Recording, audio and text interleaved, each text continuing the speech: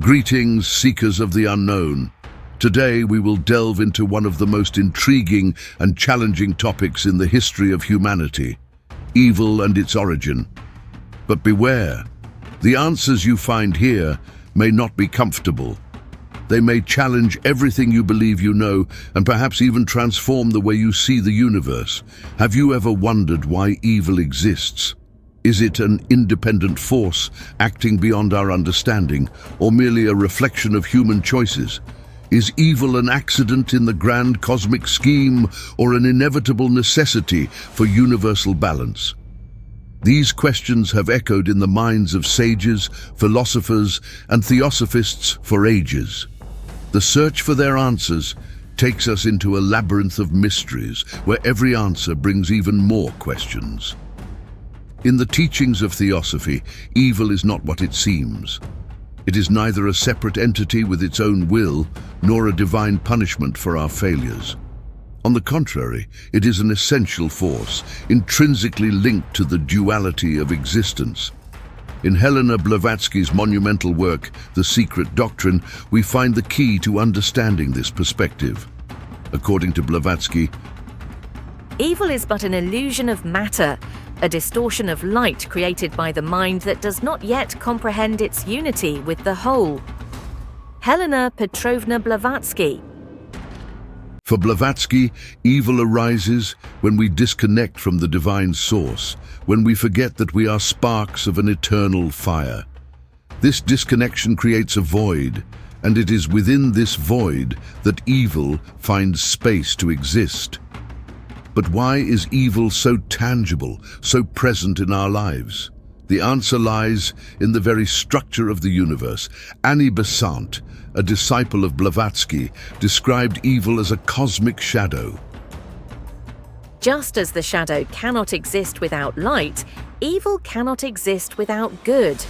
It is the contrast that teaches us to value the divine light. Annie Besant. Evil, therefore, is a tool for learning. It challenges us, tests us, and forces us to grow. But like any tool, it can be used constructively or destructively. It is up to each of us to decide how to respond to its challenges. The ancient teachings of Gupta Vidya, the sacred science, reveal that evil is a consequence of duality. In the beginning, all was unity. There was no separation, and therefore no evil. But when the cosmos manifested, duality was born: light and shadow, spirit and matter, good and evil. This separation was necessary for consciousness to evolve. Rudolf Steiner, one of the greatest spiritual thinkers of the 20th century, argued that evil is an active but temporary force. He compared evil to fire. Evil is like fire, destructive, yes, but also purifying. It burns what is corrupted to make way for the new, for rebirth. Rudolf Steiner. For Steiner, evil is not a flaw in the divine plan, but a necessary stage in the process of evolution. It is the catalyst that forces us to confront our weaknesses, overcome our limits, and seek light amidst the darkness. But does this mean that evil is merely a human creation? Or does it have deeper roots, tracing back to the very emergence of the cosmos? Plotinus, the great Neoplatonic philosopher, believed that evil is not something God created, but what happens when we stray from him. He said, all that moves away from unity tends toward dissolution, and in the abyss of that separation lies what we call evil. Plotinus. This abyss, this separation, is what generates suffering, pain, and ignorance. But Plotinus also reminds us that even in the deepest abyss, the divine light is never completely absent. There is always a path back to unity if we have the courage to seek it. And what about our personal responsibility regarding evil? Jiddu Krishnamurti offers a provocative perspective. Evil arises from fragmented thought, from a mind that separates itself from the whole and creates illusions of division. Jiddu Krishnamurti. For Krishnamurti, evil is not just a cosmic phenomenon, but something we create daily through our actions and thoughts. Each time we act out of ego, greed, or fear, we contribute to the universe's imbalance. But this also means we have the power to change. Just as evil is a human creation, so too can good be. Every act of compassion, every thought of kindness, every effort to live in harmony helps balance the cosmic forces and transform the world around us. On the soul's journey, evil is a harsh but indispensable teacher. It teaches us lessons that light alone could not. It shows us the importance of humility, perseverance, and courage. In theosophical texts, we find the idea that evil is like a mirror. It reflects our weaknesses, attachments, and fears, but it also reflects our strength, resilience, and ability to overcome challenges. The concept of evil has always been used as a tool, but not always to free or teach us. In fact, many times, it has been employed to imprison us, to keep us in a state of limitation, ignorance, and fear. But what kind of ignorance are we talking about? It's not just the lack of knowledge about hidden truths, secret wisdom, or ancient mysteries, but ignorance about ourselves. This disconnection from our own essence, our soul, our purpose, our role in the grand universal scheme, is the root of all suffering.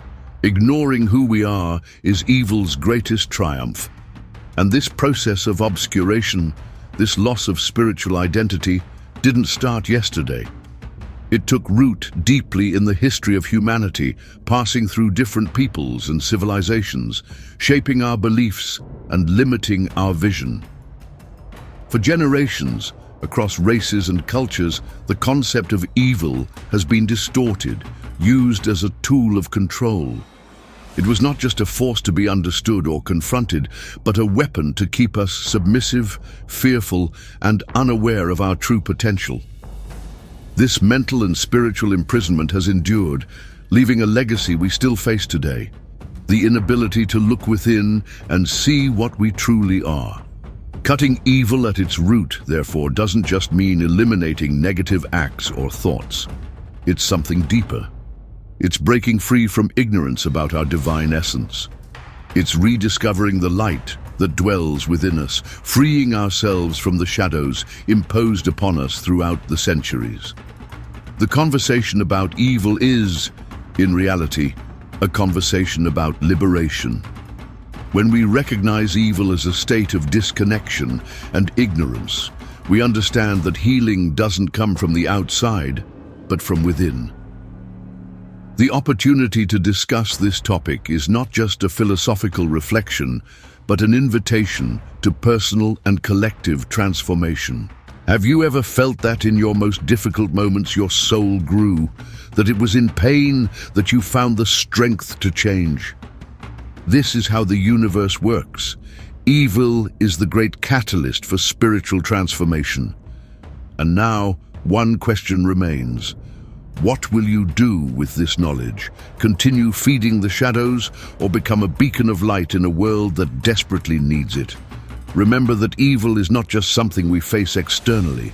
It also resides within us, in our daily choices, thoughts, and actions. By confronting the evil within ourselves, we can begin to transform it, not only in our lives, but also in the world.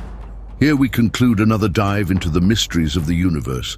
Subscribe to the channel, leave your like, and share this video with those who also seek hidden truths. The journey of awakening is long, but each step brings us closer to the light. Until the next video.